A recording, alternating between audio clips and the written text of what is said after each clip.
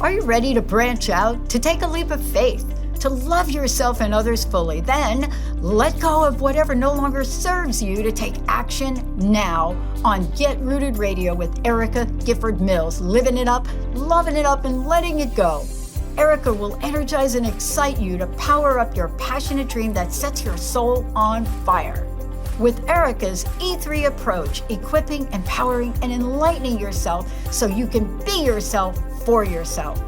Get ready and get rooted to live a life without regrets, without what ifs, without should haves, and especially without empty feelings from a life unexplored. This hit show helps you build powerful and intentional roots to live it up, love it up, and let it go.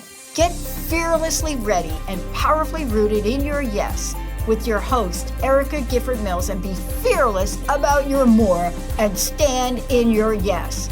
Now on Get Rooted Radio.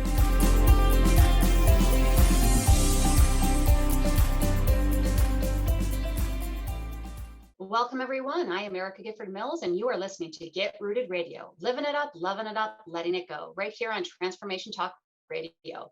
A big shout out to my producer today, Daniel. Hey, Daniel, thank you so much for being here today and filling in for Jacob. So I think you, Daniel, as well as our listeners, will enjoy today's episode titled Searching for Health, Happiness, and Abundance, Find It Within Yourself. Because we are all each diverse individuals with a unique life path and purpose. Unfortunately, too often we look outside of ourselves to find our health, our happiness, and even our wealth. To experience a life of optimal well-being and vibrancy, we must turn inward to reconnect with who we are and why we are here. We got to get comfortable with our own skin. And I like to say we need to get comfy being uncomfy and then truly love ourselves. Sitting in this present moment, experiencing all the emotions that bubble up, releasing and healing, right? Living it up, loving it up, letting it go. Really healing from the past and things we do not control, and opening up our hearts, we reconnect with who and why we are and know and love ourselves. And that's what we're talking about today. The keys to health, happiness, and abundance, they're already inside of us. And all we have to do is really be. And from this present moment, we can reconnect with our inner knowing and return to love. And it's such an important topic, happiness from within. And my guest today, Kristen Collins, has some incredible information to share. But first, a little bit about Kristen. Kristen is a magnetic, thought-provoking influencer, inspiring thousands to connect with their purpose, ultimate joy, and love. She is a certified workplace mindfulness facilitator and executive coach. As a certified holistic coach, author, and national speaker, Kristen supports the journey toward optimal well-being by shedding light on the mind-body connection, the effects of trauma healing, and the toxicity stress has on our physical body. And if you're lucky enough, and if you don't Google it, Kristen recently shared this message at the 2022 TED Talks West Shore Conference earlier this year in Tampa, Florida. So we are lucky to have her as a guest. So please welcome Kristen Collins to the show. Erica, thank you so much. I love your message. I love what you're bringing to the world, and it is an honor to connect with you today. Well, thank you. Let's just jump right in and talk about how to really rediscover your authentic self. What are some of the steps that we can take? How do we do that? The irony is that it's so simple, it makes it almost mission impossible. And sometimes when we talk about this, people say, I don't get it, it can't be that easy, right? But you already beautifully highlighted how everything that we are searching for is already within. So it's not that we have to go out and search and work or educate ourselves to find, it's just the opposite. And that's to get rooted in this present moment. So how do we do that? First is awareness that the keys that you're looking for are already within. And then to just take a big, giant, large pause and some deep breaths and start reconnecting to the now. And I think that's important, is that, don't get me wrong, we all love outside validation. I mean, the pats on the backs, the praise, the acknowledgement that we are doing something right in the world. And so we're not saying that that's a horrible thing to have, right? But we can't always rely on that. We have to find or create that happiness from within, because if we are always relying on something or someone else, we're always going to be searching. It's going to be a search. So what are some of the self-care best practices that people can do to be able to sit with themselves? Sure. I think the most basic way to begin this is to take 5 deep breaths, to lower your eye gaze. You can even just count each finger on a hand and just inhale and hold that, and exhale and release that. And starting with taking some deep breaths and just calming our nervous system, calming our little hearts, and just getting rooted in the present moment is, for me, the number one way to start that. And start every morning doing that. As you lay in bed, you can concentrate on that. I like to do that when I start any meeting, even at work, is to invite whoever I'm connecting with, whether that's one human or multiple. Let's just together take 5 deep breaths and get in this present moment. And I think that is a very, very foundational step in self care to get you started to reconnecting to self. Yeah, and it's a great best practice for any time of the day, really. I mean, I know sometimes when I find myself getting frustrated, irritated, that I stop, right? Don't do that knee-jerk reaction comment that you want to do, but it would just cause problems later. Can you hold it, right? Allow for that pregnant pause, right? Go and take that breath, so that maybe you don't say something that you don't truly mean, or maybe you do mean it, but you really shouldn't say it. Yeah, you probably mean it, right? No, another fantastic tool for self care is that pause. And you've said it already a few times in our connectivity, is getting comfortable with being uncomfortable. So while you're breathing and you're experiencing the emotions in real time, not distracting from them or dissociating from them, and then pausing to allow those emotions to roll through your body. And it does heighten the capacity to make a better decision, whether that's for yourself or other, by pausing and just experiencing and not getting out of the being to a doing, but just relax in the being for a hot second. I agree. Yeah, and it's also, sometimes in our culture we listen to respond instead of listen to hear. And that breath, taking that time to breathe, to be a little patient, to be with yourself, you're actually communicating even better, because you're listening, you're hearing, you're not waiting to, I got a counterpoint for this, right? 100%. And I think what's interesting is, in my evolution of self-awareness and actualization, I listen so much more and I speak so much less. And the second piece that I'm getting used to is the weirdness when all of a sudden you are in conversation or communication and there is that quiet. And I work very intentionally not to rush it or fill it, but to allow it. And I think it'd be really cool as a culture if we got comfortable with the pondering, now that someone else has fully had the opportunity to express, to then digest and pause, then respond. Wow. Instead of spending the whole time that they're talking, thinking about what it is that you have to say back. So agree. So it reminds me of this poem, or this little saying. And my father, rest his soul, Mm. he used to say, we weren't allowed to say shut up, right? As kids, that was like, you could swear, but if you say shut up, you're in trouble. But he used to say about a wise old owl, that a wise old owl sat on an oak. The more he heard, the less he spoke. The more he spoke, the less he heard. Why can't you be like that wise old bird? Ooh. Saying, stop, close your mouth, and just listen. And it reminds me of that, is that when we weren't listening, right, we weren't hearing, just stop talking and listen to what somebody else is saying.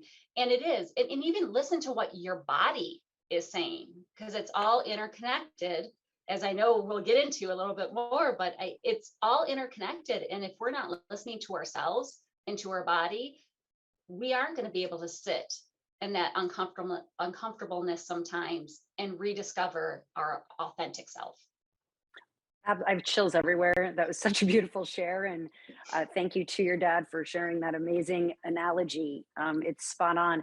And I think one of my ahas was when I would look around at other and I assumed and I wanted to fit in, to reflect what I was seeing. And yet sometimes there was this inner nudge going, that's not what I think, or not how I feel, or not the way I want to proceed, or not what I want to consume. But I didn't really understand the fact that we are all designed, whether a little bit different or really different. And it's okay not to go the same way as someone else. That's actually how we're designed. And so part of the listening has become the curiosity and wonder of other and how they choose, or how, what their path is, and to just contemplate that and be like, wow, that's interesting that that's what works for them. And it's okay to be different.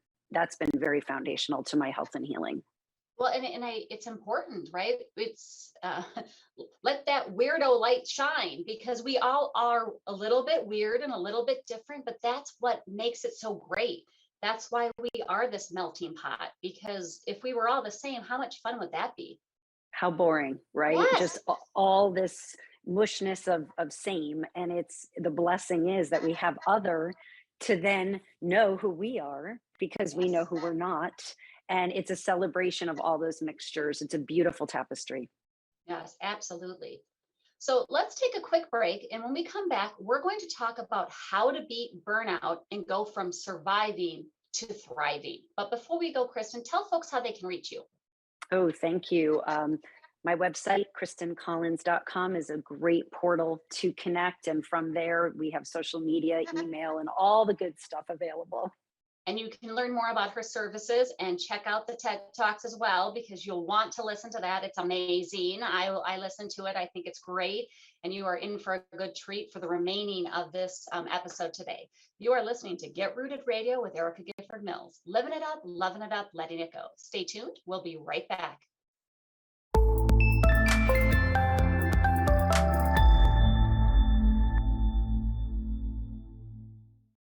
Welcome back to Get Rooted Radio with Erica Gifford Mills. Living it up, loving it up, letting it go. If you missed any portion of today's episode, you can catch it on getrootedradio.com. That's getrootedradio.com.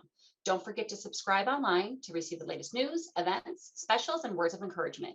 Go to getrootedradio.com. Welcome back to my guest, Kristen Collins. Thank you so much for being here today. Erica, it is absolutely my pleasure. So during our last segment, we talked about how to rediscover our authentic self. Now we want to thrive, not just survive. And I love that, because I talk about that a lot. And some days we might just be getting by, but we don't want that to be our lifelong pursuit, right? We want to not be burnt out. So what is the main cause of burnout? I think often for many of us, it's putting other before self. We feel very naturally that it's by giving to other that we are serving, and a big part of why we're here. It's funny, I was a flight attendant for a long time, and I don't know how many thousands of times I made the statement, put your mask on first before you assist others. Yes. And again, in this actualization and this healing that I've been through, I really started to understand I'm actually doing a disservice to other when I'm not taking the best care of self possible and showing up in my best capacity. So switching our mindset, that we are here to treat ourselves with love, respect, kindness, patience, and prioritizing what do we actually need outside, so that taking us off of our game of self-care, is it really worth it? Yeah, and I think that is really important, because I'll make this an I statement, because I don't want to make it a generalization, but I know I had a hard time saying no. And many of my siblings had a hard time saying no, because we were brought up in the service, right? My mother volunteered. She loved to do that. And she would quite frankly say, sure, and then be exhausted. But it's thinking that we can't say no, because then we aren't being a good service, good member of our community. And yet how do you pour from an empty cup? And I know that's very cliche, but it's so true.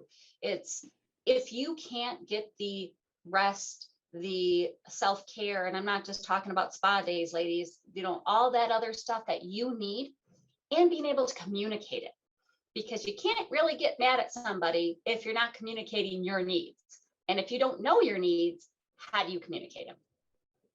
Absolutely love that. And I think something else super important is when it is a no, there is no need to follow up with a thesis on why it's a no. Yep. It can be a very simple, I am honored and thank you. I just don't have the capacity right now. I thank you. That's it. End of story. And then when you do show up, you can give it your all. It's just so much, you're calmer, and think about folks who do show up and they're frazzled. Isn't it almost like, hi, I wish you hadn't come because you're really not helping. You're Right. actually right. So I try very hard to be in that moment, fully present. And I think it's a really important tool for self-care. It so is. And it's no is a full sentence. I mean, you can be nice about it, of course, but it is a Yep. full sentence. Not everybody needs that explanation, or maybe, quite frankly, maybe they don't even deserve that explanation. You're not obligated to do that. So if someone's burnt out, though, I mean, how does someone reverse burnout and get their mojo back? Sure. And having experienced a large chapter of burnout myself, it was very challenging. And so, first and foremost, is awareness. I'm exhausted. I am burnt. This is where I'm at right now. Communicating that to self first, and then others within your immediate sphere. I know that it must have been very challenging for my family to witness as I was going within and reducing my output and really just sitting with self, for them not to try to fix it or to adjust to the new Kristen who they were living with. So I think communicating in a loving way to those in your immediate circle of, hey, I'm burnt right now, and we share space, I need your support in a lot, honoring the fact that I'm a little different right now, and thank you, there's nothing for you to do. This is something that I need to take care of. That's, for me, easier at home than necessarily to show up in corporate America. That's a little bit challenging, and I get that. Yet, imagine a corporate America where we had that honesty, right? My mental health is fried right now, and we communicated that. And hopefully, if you're in a healthy culture, that is embraced and supported. And if not, maybe part of your burnout, you need to examine that. And I think that's where you said the communication is, that setting up those boundaries, communicating those boundaries, and sticking with them. Because in the work environment, right? If you're in corporate America, you have your own company, whatever it might be, the more you move your boundary, right? Sure, I can stay late tonight, but if you then stay late Monday, Tuesday, Wednesday, Thursday, you have now moved that line, and that's going to be an expectation, because you're not communicating it and you're not sticking with it. So it's okay that if you sometimes need to move that boundary because it's an emergency, it's whatever it might be, but you have to be communicating of that and your needs. And I think that sometimes we forget. We're not mind readers as much as you think, or not even mind readers. Different people have different expectations of what they would do, and they think that that's what everybody should do. And we weren't born, we're diverse individuals. We said it at the beginning. We have different paths that we took. We have different passions. We have different purposes. So we need to be in charge of what we need. I love that. And I think something you said earlier, I'd love to shed light back on. It's how we communicate it, and in a loving way, right? So I think a part of the challenge, for lots of folks, including myself, is when we are working with other, and maybe something else is dragging in another department or with another person, and that's escalating the burnout, right? So addressing that in a loving way is important. And so how are you handling conflict? How are you handling when there's a spoke on the wheel that's weak?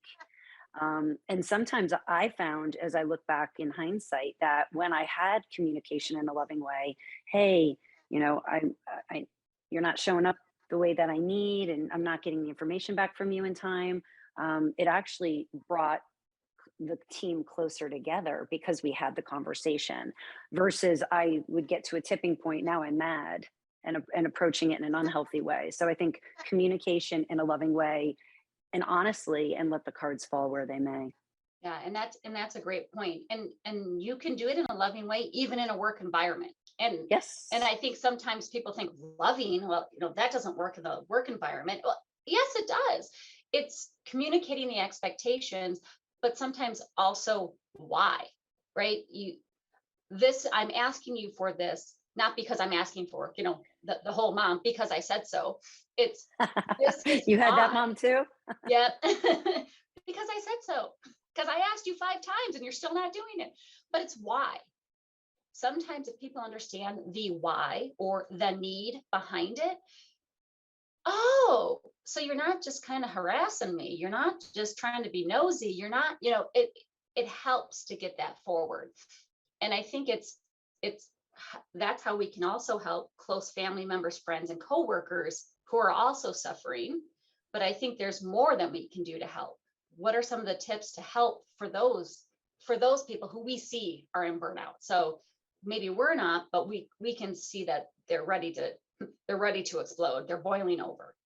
Sure, absolutely. And again, depending on the role in that relationship, obviously, if it's an employee and you are in charge of them, there's a different set. But I think in general, to answer that question, in my experience, very simply offering to listen, offering to hold space. Often, it's not about fixing it for them.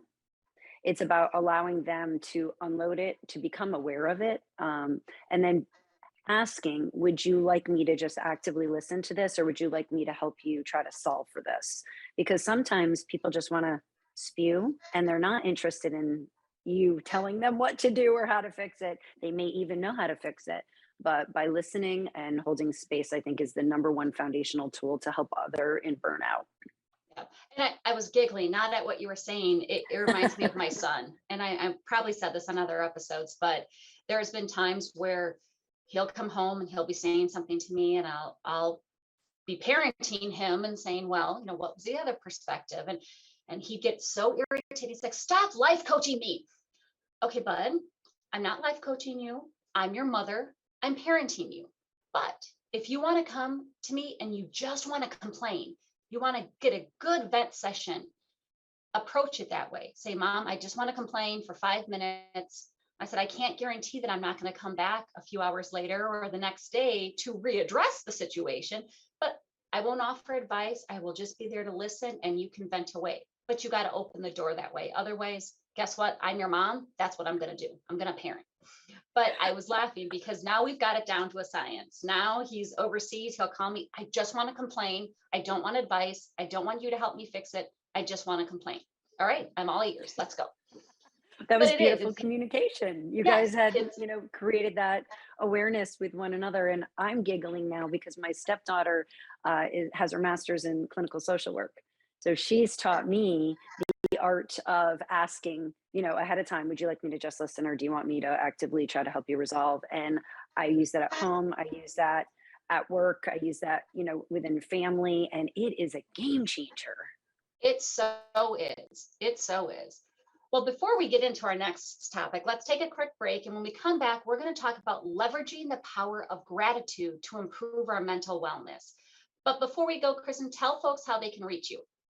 Certainly. LinkedIn, social media, my website, KristenCollins.com. Happy to connect and hold space to help us all transcend and thrive. And you also have a book out there that you can take a look at on her site, Her Phoenix Rising, correct? It is correct. Yes.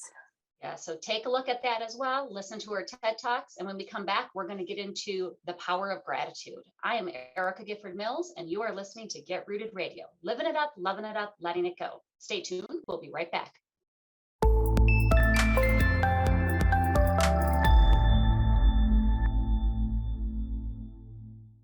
We're back on Get Rooted Radio with Erica Gifford Mills. Living it up, loving it up, letting it go.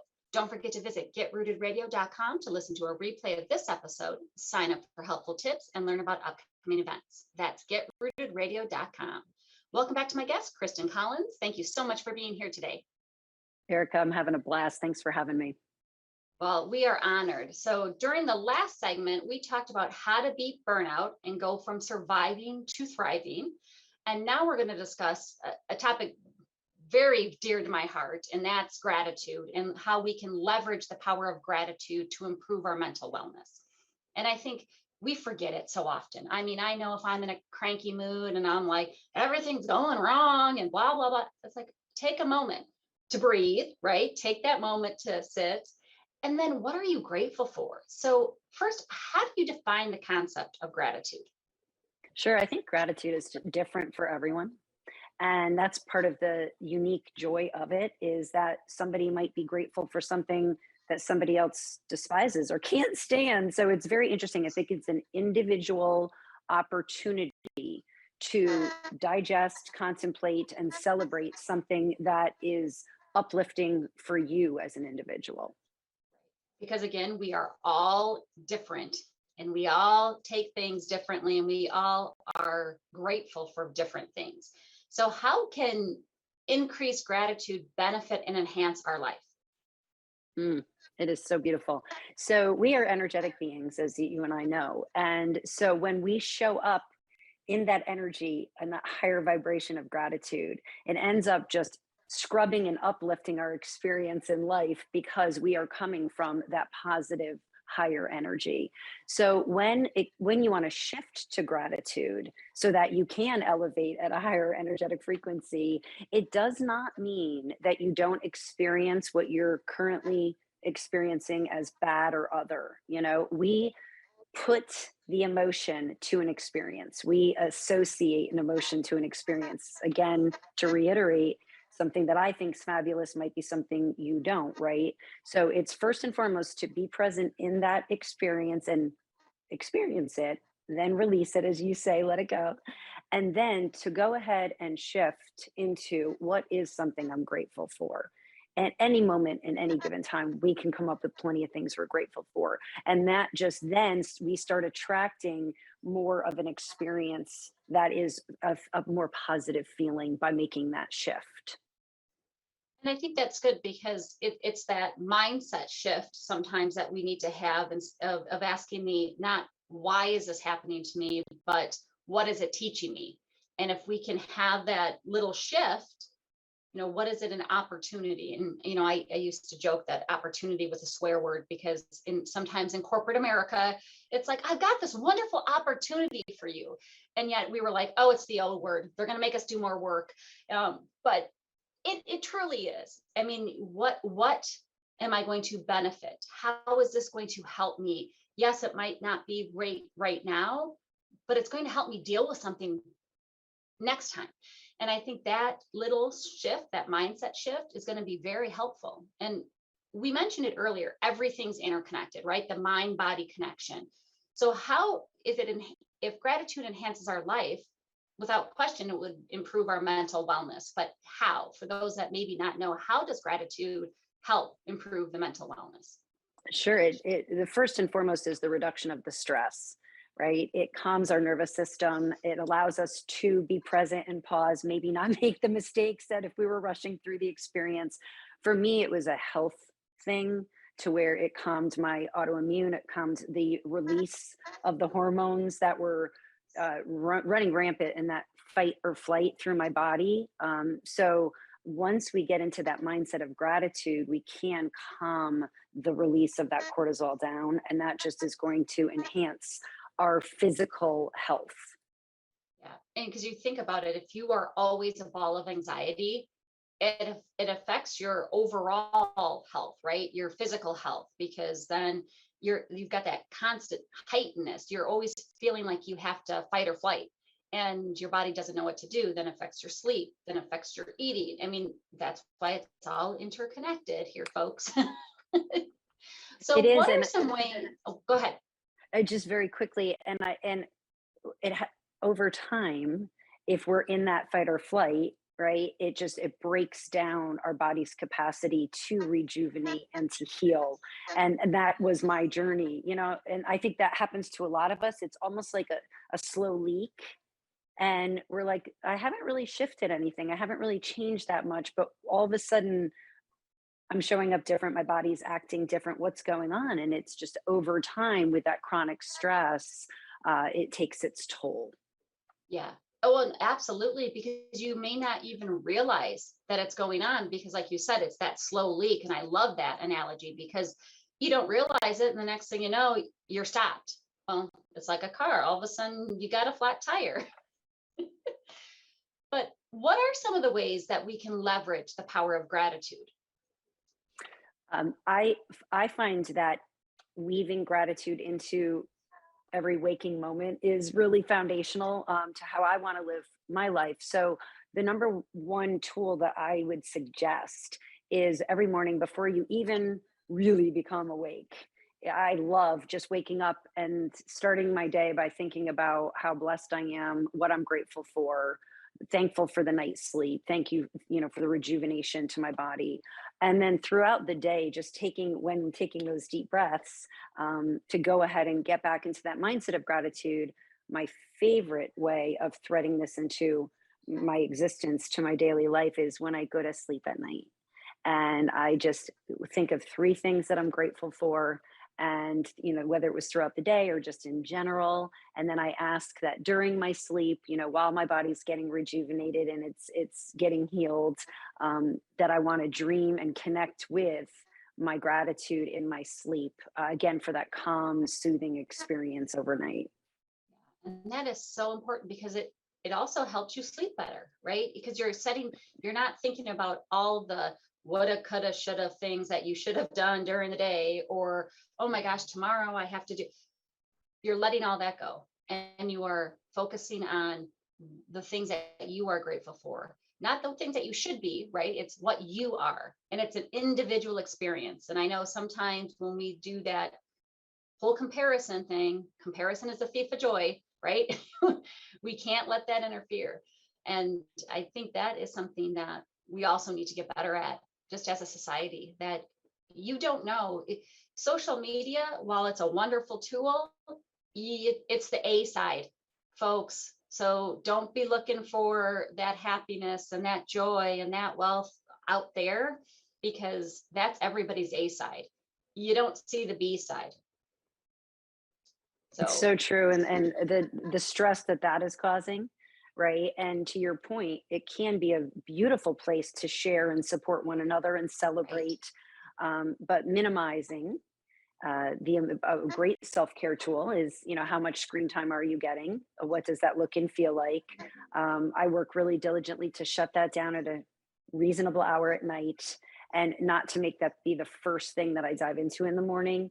I'm very blessed. My husband and I go for a beautiful walk through our neighborhood and really try to be present for that. And then I come home and meditate for 15 to 20 minutes before I dive into anything that's connected, virtually, just to give my mental health that space to ease into my day. I think that's a beautiful tip to, self-care and get into a gratitude mindset. Yeah, and that is a wonderful thing. And for those who are listening, meditation doesn't have to be a 20-minute, an hour, 2 hour thing. It can be a couple minutes, 5 minutes, just to get yourself that breathing, that relaxing, and that moment of gratitude. And it's really important. So one more thing before we go to a break, what can someone do when they are feeling really down? First and foremost is to feel it. It's to absolutely feel it. Get yourself in a safe space and allow yourself to feel it. You will be able to work through it and release it faster if you honor it. And I think that was such a huge aha moment because, especially in the society where we have the opportunity to go ahead and distract from the actual feeling. So, if you're really, really down, get yourself in a safe space and allow yourself to feel it. Second, reach out if you would like some support, whether that's to a family member, a professional, uh, at work through corporate America, EAP, something along those lines. But once you're going to own it and be like, wow, I'm super down, now I would like to connect with someone and share space so that I can go ahead and start digesting and working through this. I think that's really foundational and important. And I think it's important for folks to remember that you wouldn't wait to go get a broken arm treated. You wouldn't wait if you had this severe rash to go get treated. You wouldn't wait. So with your mental health, we all have to stop the stigma. May is Mental Health Awareness Month, right? So we're here right now. Don't be afraid to ask for help. It's not a sign of weakness. It is something that we all need to go through and all need to experience, but sometimes you need a little bit more help, and that is okay. So just wanted to throw that in there, but we're going to take a quick break. And when we come back, we will end today's show with talking about ways to find or maybe even create that joy and happiness in turbulent times. This is Get Rooted Radio with Erica Gifford Mills. Living it up, loving it up, letting it go. Stay tuned. We'll be right back.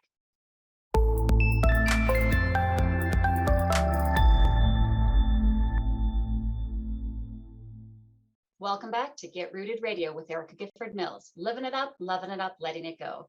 If you missed any of the information during the last segments or to listen to a replay, go to getrootedradio.com. That's getrootedradio.com. Don't forget to subscribe, sign up for tips and special events and pricing for upcoming coaching sessions at getrootedradio.com. Welcome back to my guest, Kristen Collins. Thank you so much for being with us today. Erica, this has been a very transformative experience. Thanks for having me.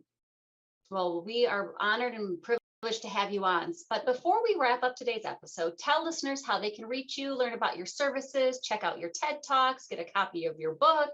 How can they do that?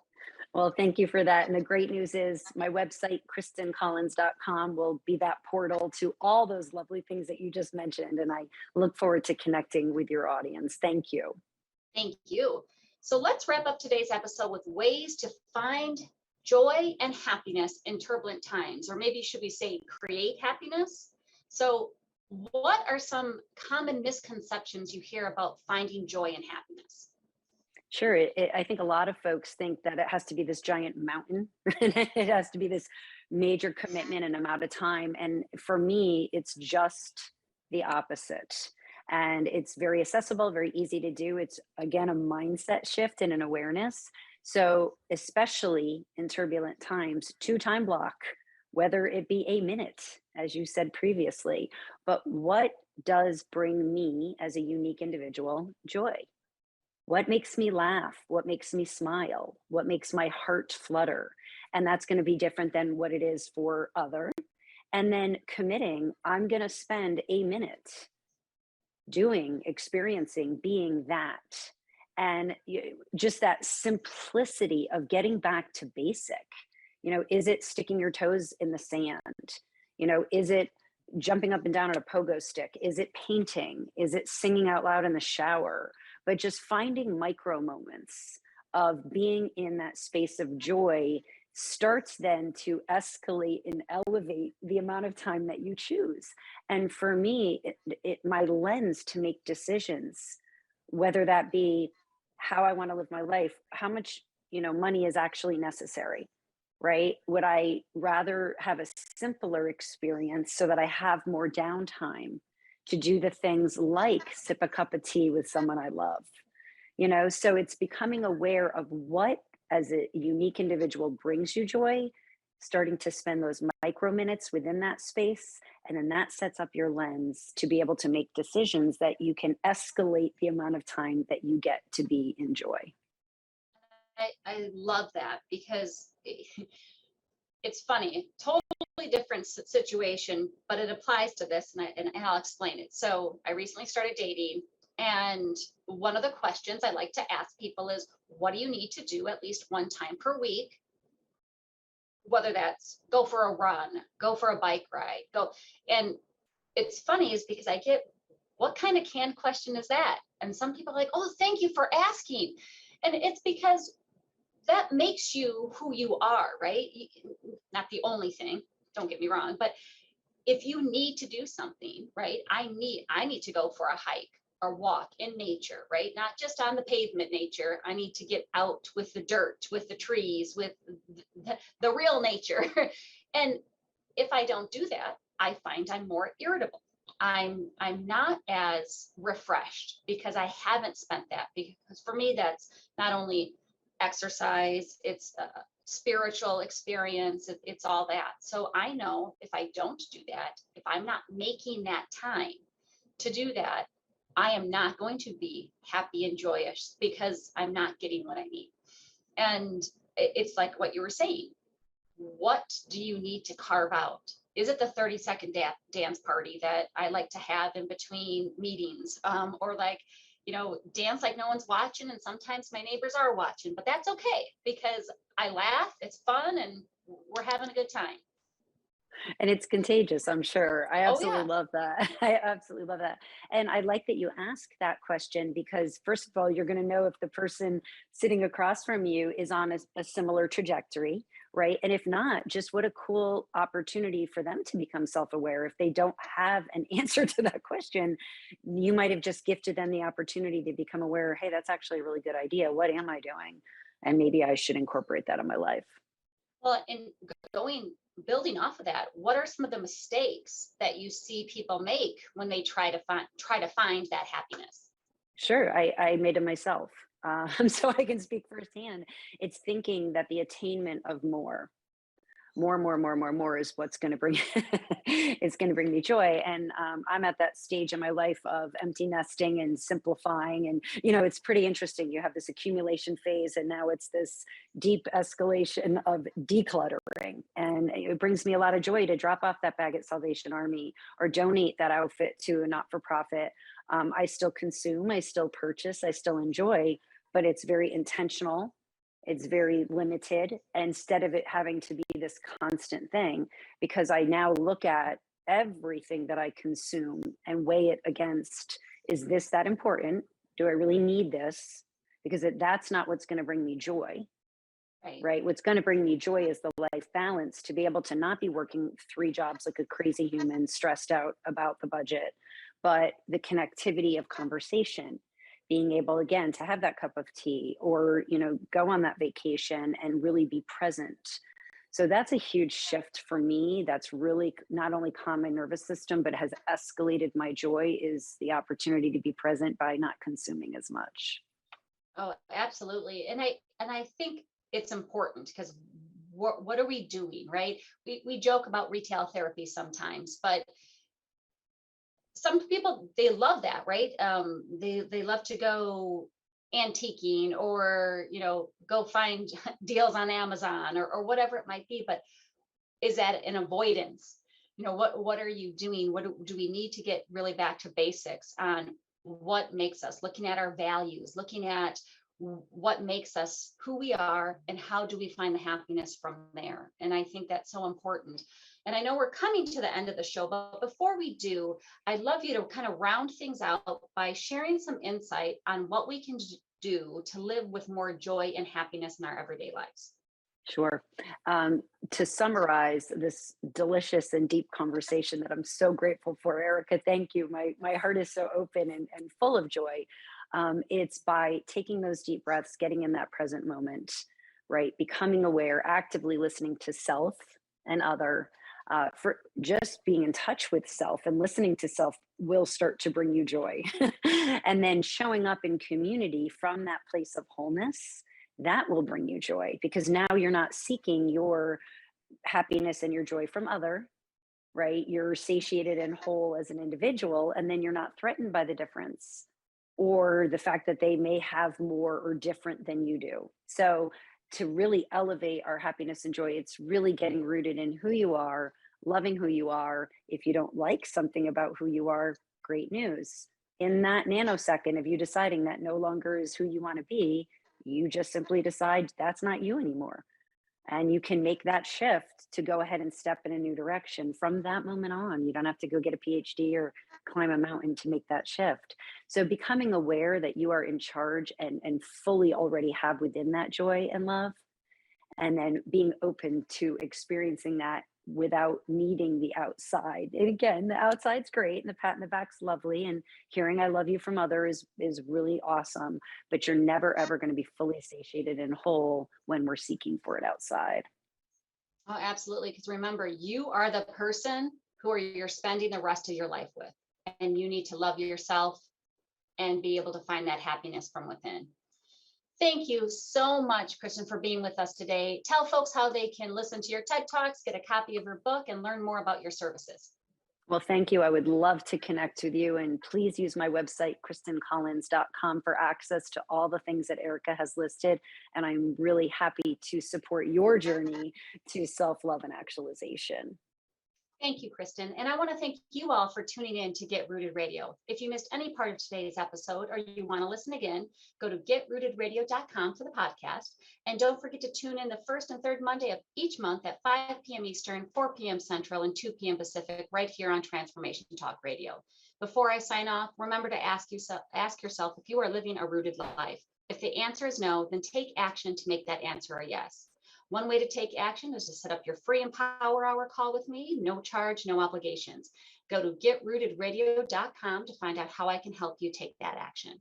And if you are ready to live, love, and let go, join me for my signature 12-week group coaching series, The Rooted Life. This series will assist you in achieving your goals and moving forward by letting go of the things that no longer serve you, learning to lean in, love yourself and others fully, and living life to the fullest. Go to getrootedradio.com to learn about the 12-week series and get that free Empower Hour. Thank you for tuning in. Have an amazing day. And I'm looking forward to the next time on Get Rooted Radio with Erica Gifford Mills. Living it up, loving it up, letting it go. Goodbye, everybody. Thank you for listening to Get Rooted Radio with Erica Gifford Mills. Living it up, loving it up, and letting it go. Visit getrootedradio.com if you've missed any part of this hit show, and tune in on transformationtalkradio.com to live fearlessly in your more and powerfully rooted in your unlimited yes. For more information and to work with Erica directly, visit getrootedradio.com. That's getrootedradio.com, and get ready to live it up, love it up, and let it go.